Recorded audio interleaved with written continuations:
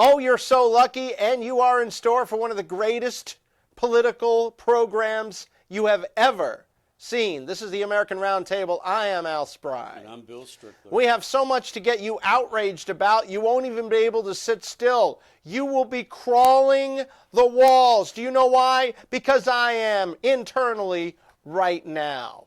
I'm going to talk about Obamacare, how it's a complete disaster. How about the Pentagon wants our own soldiers who sacrificed with blood and toil to pay back money to them, and they lost $2.3 trillion the day before 9/11.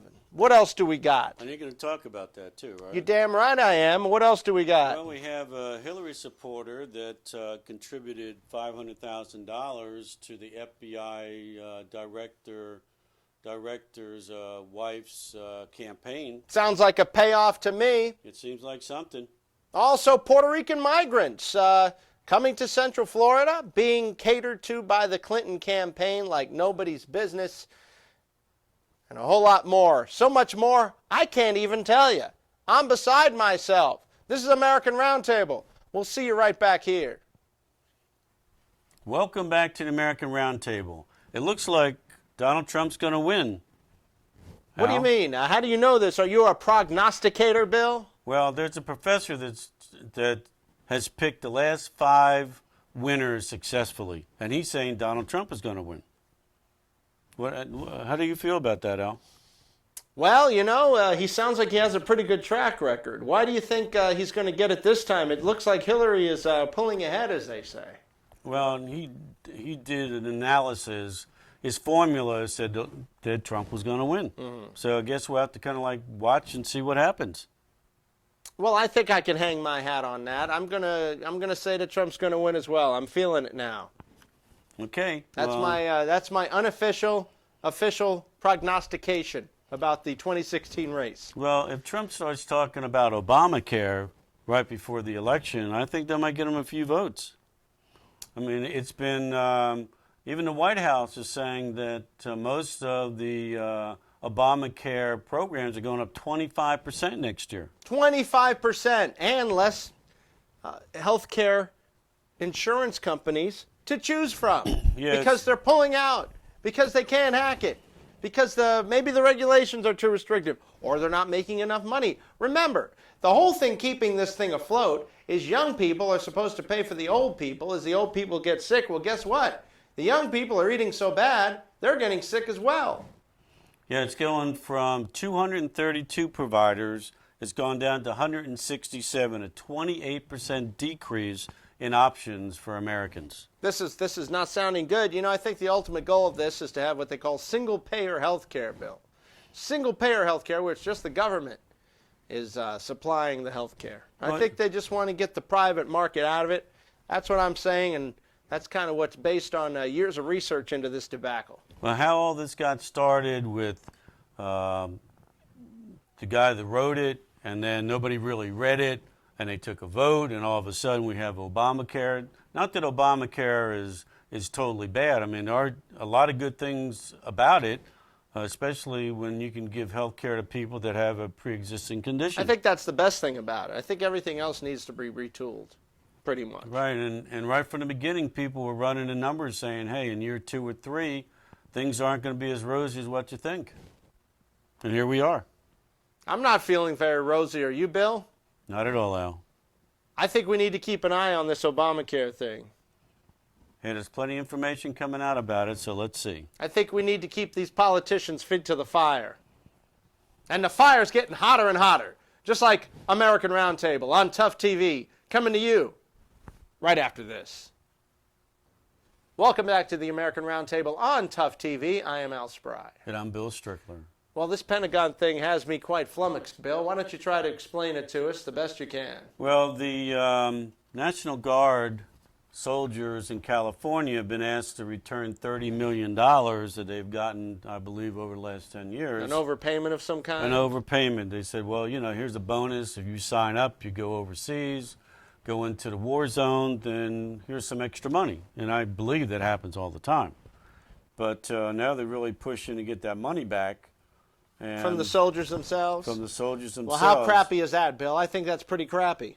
Yeah, Loretta Sanchez, a Democrat from California, said that it's unacceptable to hold these brave men and women accountable for the mistakes of their superiors. Damn right. And she's got a point. These guys made a contract. They went over for a certain amount of money. If it was a bad contract, you can't renegotiate the deal after you sign it. A deal's a deal. Deal's a deal.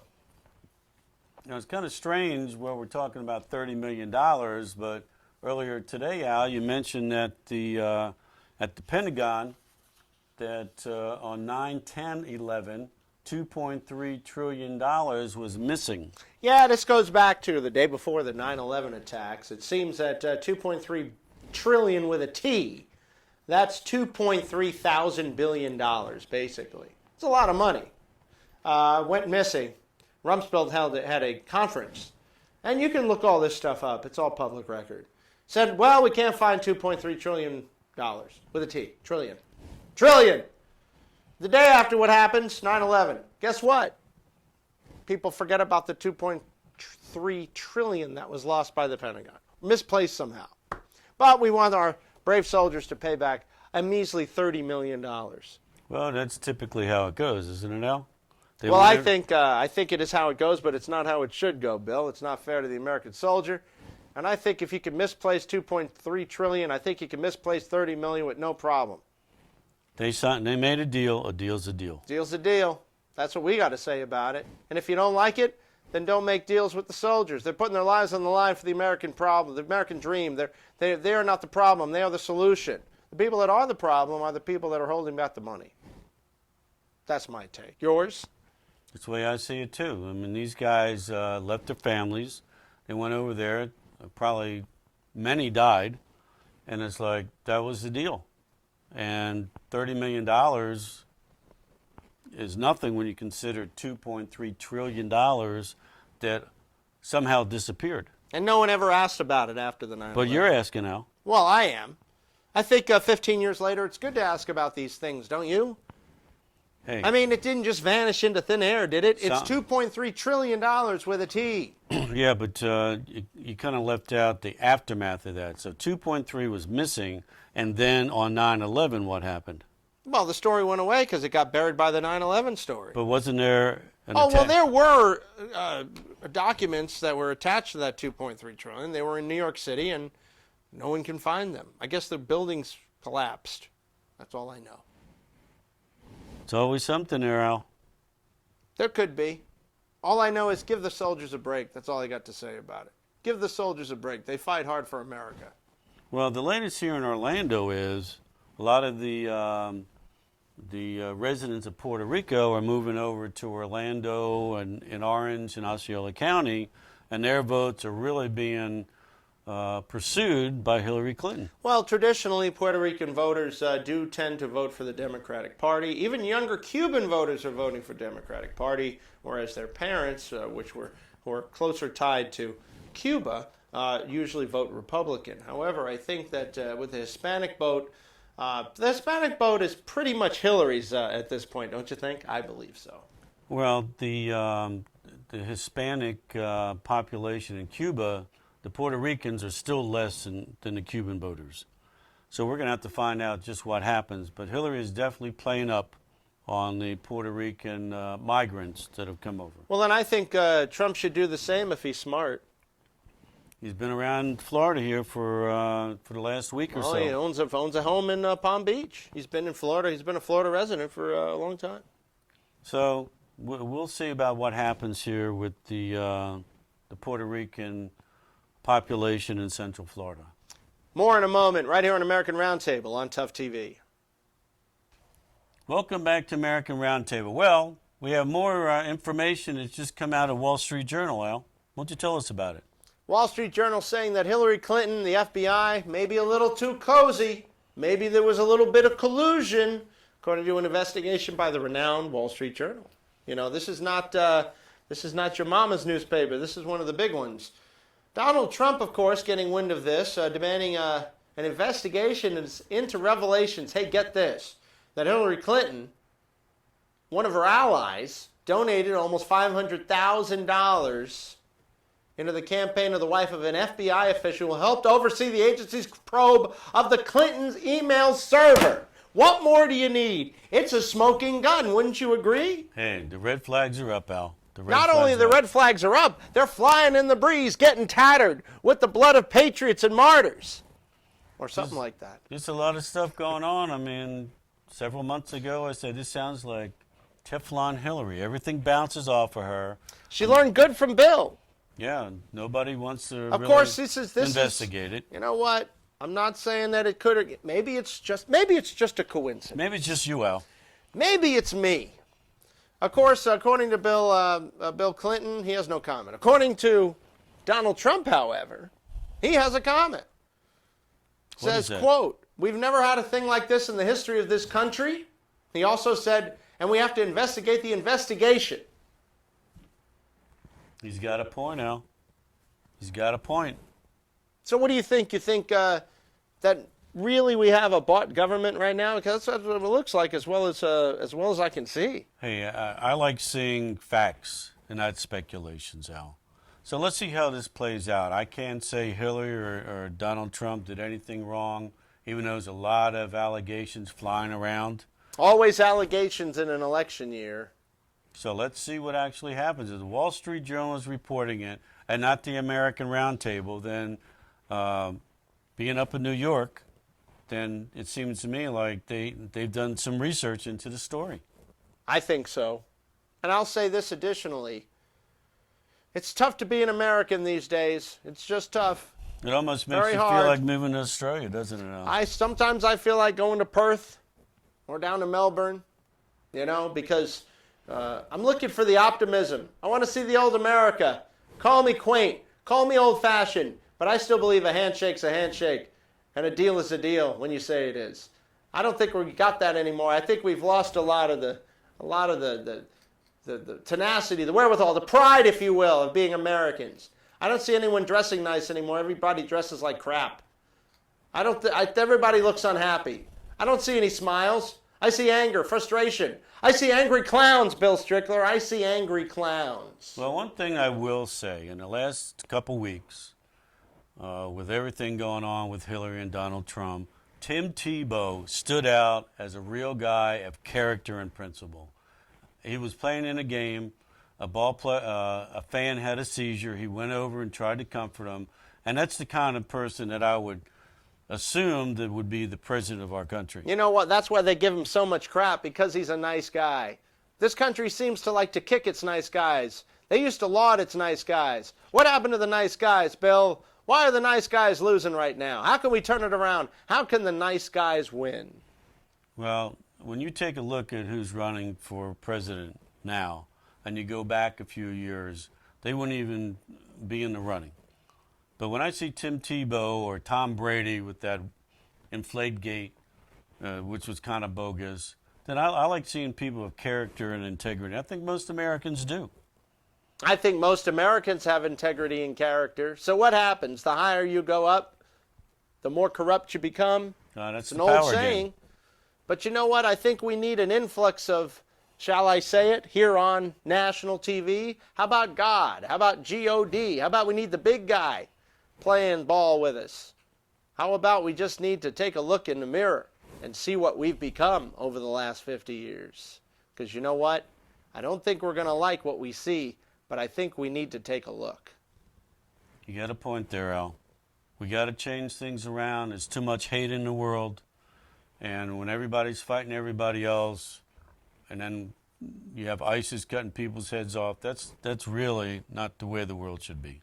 And we can do something about it. We can do better. We'll have more of you here in the American Roundtable. This is the American Roundtable. And one of our favorite subjects the last few weeks has been WikiLeaks. So let's talk about that a little bit.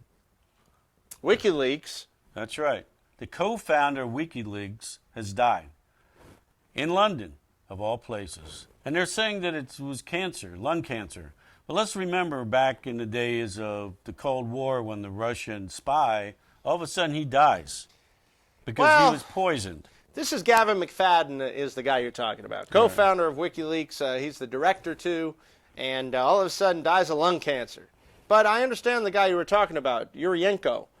He was poisoned with some type of a needle that was like just jabbed into him on a street. And it was a high level of plutonium. I'm not saying this guy has that, but we don't know anything it sure is about interesting timing of his death. That's Right. all I'm going to say. We've been talking about it for the last 3-4 weeks, WikiLeaks, and they put out a lot of emails, a lot of information on what's going on with Hillary, and then the guy dies. So, I don't know if 2 and 2 makes 4 on this particular situation, but the timing is a little unique. Well, what is WikiLeaks for people that don't know, Bill? What is that all about? Well, they give out information and they find out information on government agencies and they tell the people about it.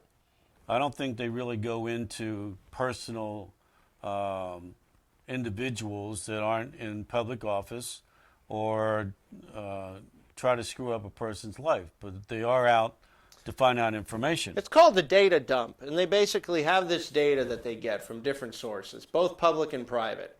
And their job, according to them, is to just bring this to the public and have the public decide about it. Has WikiLeaks released stuff that has been classified? Yes. Has it? But so did Daniel Ellsberg way back in remember the Pentagon Papers, and he was lauded for it. Eventually, they saw that he was delivering truth to the people, and then of course the people decide. But the guy who runs WikiLeaks, a guy named Julian Assange, he's definitely on the hit list. If not the literal hit list, he's definitely on the persona non grata pretty much by many countries led by the U.S. For disseminating what the U.S. would refer to as information that's detrimental to national security and so forth. Right, I don't go for releasing information that'll put citizens of the United States or around the world in jeopardy. Neither do I. But I will say that sometimes data released, if it's in the best interests of truth, justice, and the American way, is not necessarily a bad thing. I think there needs to be consultation with major media before you do it. WikiLeaks is a bit severe because they just do straight data dumps. When Snowden first released his stuff, he did it with permission and with consultation with media outlets. But we'll have some final thoughts on the Cubs, and we'll turn it a little lighter here on the American Roundtable on Tough TV. Welcome back to the American Roundtable on Tough TV. Well, we've hit a lot of issues today, and before we go, I'd like to lighten it up a little bit to show you that it's not all bad. In fact, it's been very good in the city of Chicago. Why is that, Bill? That's right, because we have the Cubs in their first World Series since 1945. 1945, the end of World War II. And they're looking to win their first World Series since 1908. 1908, only a year or two before you were born. This is amazing. Right. And we are looking forward to a fantastic World Series. Who are they playing? They're playing the Cleveland Indians. So this is an old school rock'em sock'em baseball game with two storied teams that have had long losing streaks. The Cleveland Indians, not as long, however, as the Chicago Cubs, the most losingest team, I think, right now in history. You had three teams that seemed to be cursed. You had the Red Sox with the Bambinos curse. Not anymore, though. They won. You had the Philadelphia Phillies that hadn't won for, since back in the teens or 20s. Won. And they were in the 1950 World Series, but they didn't win it. Then you have the Cubs that were cursed because of the Billy Goat. Tell me about the Billy Goat. This guy brought his Billy Goat to a game, and people got mad? Got mad because the goat smelled so bad. And what, he put a curse on him? And he said, well, yeah, you guys will never win another World Series. So we shall see if they win the World Series. Hey, if the Bambino's curse can be broken, I think we can break the curse of a Billy Goat. Well, we still have to take a look and see how that happens, Al. Well, you feeling it? Look, you sound a little negative on the whole thing. Yeah, I've been to some close quarters at a baseball game that I'm sure the people smell worse than that goat. Yeah, but you got to remember the times, People stank so much they would actually take a shower before they went to the ball game back in 1903 and 1908. Or 1908. Well, even 1908. Some people brought chickens, and he brought his Billy Goat. Yeah, but goats smell worse than chickens. Didn't like the goat people. Right. It's kind of like a racial thing, isn't it? You have your chicken people and you have your goat people. Yeah. But regardless, I think it's going to be I think it'll go 7 games, and I think the Cubs will win. That's my prediction and my prognostication based on years of data and research. Yours? This is a perfect example of quality management. You have Mann that was at Tampa Bay, and he went to the World Series, and you get Epstein that was in Boston. So you have quality upper management, people that are in charge, and then you have quality ball players. Then I think we got it all the way through. I'm not a Chicago guy, but I feel for Chicago, especially with a team like the Bears playing football, and I wish all the luck to the Cubs. This is American Roundtable. I'm Al Spry. And I'm Bill Strickler. We'll see you next week. Keep it real and keep it tough.